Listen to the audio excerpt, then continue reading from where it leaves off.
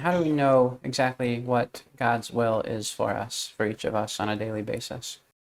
Well, we can pretty well take it that what we're actually confronted with is God's will to the extent that we are confronted with it. It's happening. So if there are problems we're dealing with, whether it be an enemy, whether it be a disease, whether it be financial hardship, and so on, we might say, well, this might be my own failure that I'm in this pickle, I'm in this trouble. It might be because of my own moral failure, my own weakness, or my own stupidity that I've got myself into this trouble. Or it might be the malice of this other person who's coming after me, whatever it might be.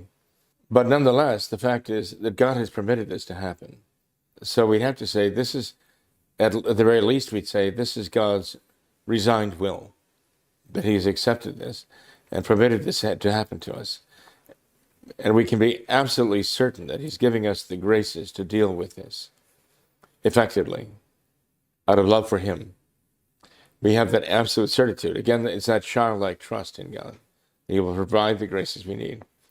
But if you're asking, how do I know for sure whether this, what's happening to me right now, is God's will? Because it is. He's letting it happen. And it's part of His providence. On the other hand, can I be sure that what happens tomorrow or what I'm going to do tomorrow? How do I know what God wants me to do tomorrow or the next day or whatever? We can't be absolutely certain of that. We can't. All we can be certain of is God is giving us the graces to deal with this situation of the moment in a graceful way, literally a graceful way. He's giving me the faith and the hope and charity to deal with this present moment according to His love for me and my love for Him. But as far as, does God want me to get married? Does He want me to marry this particular person? Does He want me to enter the seminary? Does He want me to become a priest? Whatever it might be, does God want me to take chemotherapy or not? Right? Take this medication or not? Take this trip or not?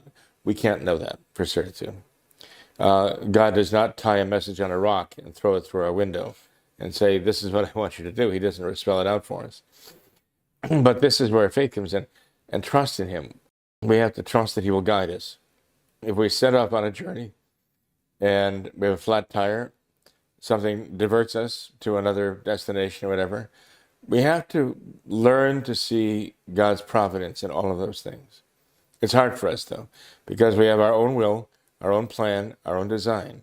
And when we're diverted from that or thwarted in that, we tend to get very angry and upset and disappointed and discouraged. But if we could just learn humbly as a child to accept what God sends and what God provides, we could then make the most of it. We can literally make the best of it. It's when we're fighting that all the time that we make things worse. I mean, these can apply to the most mundane things. I mean, you're a father, you have children, you get them up in the morning, you get them on the road to school, right? They come home, they have homework and so on, right? You know what it is to deal with these very mundane things. Every father knows what it is to deal. Every mom, especially, I think, knows. You know, they see it as a part of their vocation, and they see it as part of their service to God. They see, you know, God provides, and to the extent that people fight it, they just make it harder for everybody. To the extent that they can embrace it and say, okay, well, this is hard to understand, perhaps, but this is God's will here. Maybe it's not God's will that I have a cranky child or I have this or that this child be cranky.